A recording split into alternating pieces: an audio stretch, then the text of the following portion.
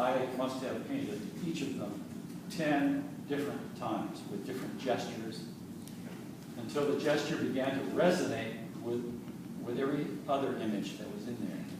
I wanted there to be an empathy for the girl in the center there who's trying to describe something probably awful that's happened to her.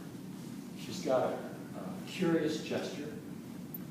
You know, she's not explaining everything, but something is happening. And people are deeply concerned about the event that has caused her such trauma. So, you know, I just keep fiddling around until I get the gesture right. Until it just disappears into the I don't know, the imagery that I'm trying, the mood that I'm trying to establish there. That's the best I can do. This has happened here too. I guess I mentioned that each of these figures are probably painted 5 or 6, maybe 10, 15 different times. I know, you know, it's craziness, but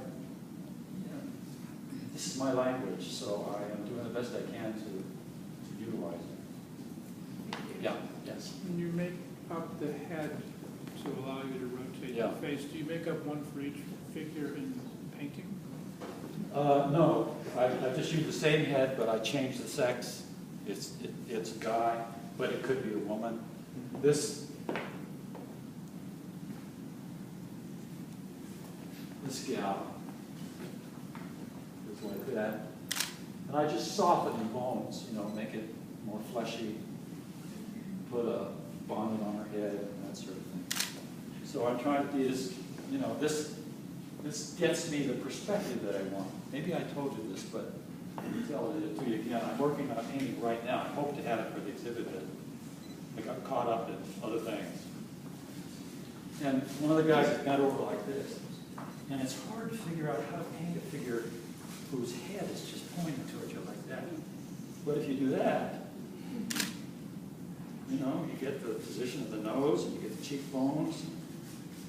And the same true here. This gal, I thought at the time I was working on this painting, I kept thinking about, oh, this is a painting that has some kinship with Rembrandt's painting of The Conspiracy of Claudius Civilis.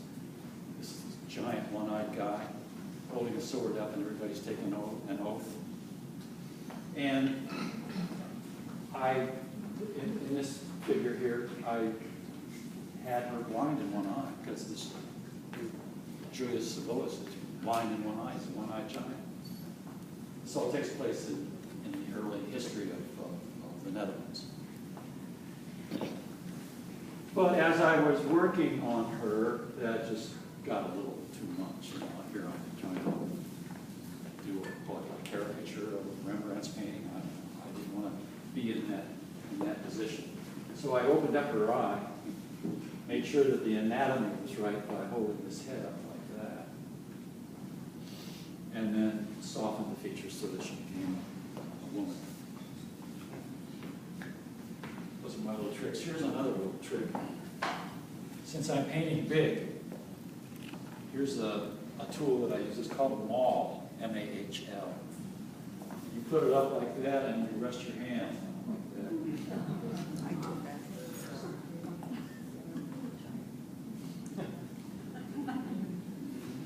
So how do you reach the top? Well, I've got a step stool. I climb up, you know. I'm getting a little shaky as I get older, you know, so it's a little precarious.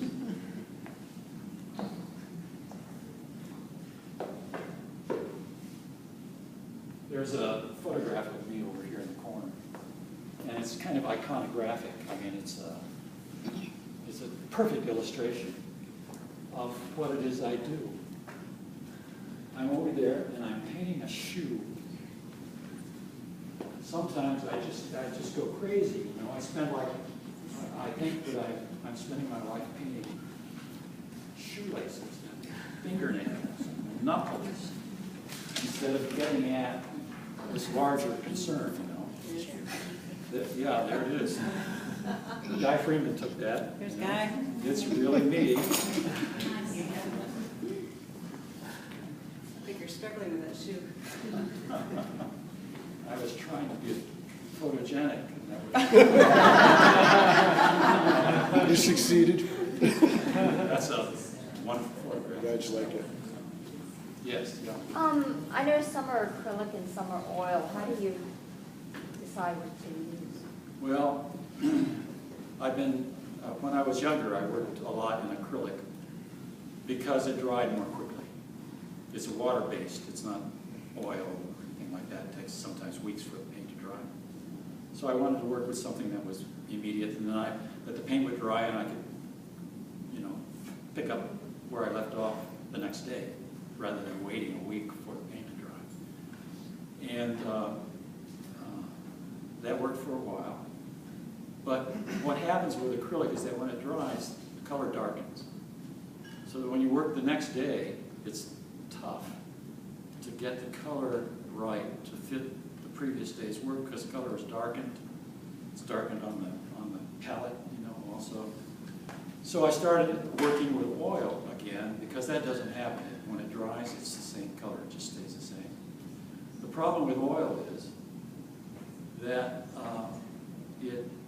it piles up, and then you get this business of the fabric that it's painted on moving around while the surface paint skin doesn't move around. So the surface in oil paints are more fragile than this. I could roll up this painting here and not have the paint crack. But if I did that and tried to do that with this, I'd end up with fragments of the paint the next day. So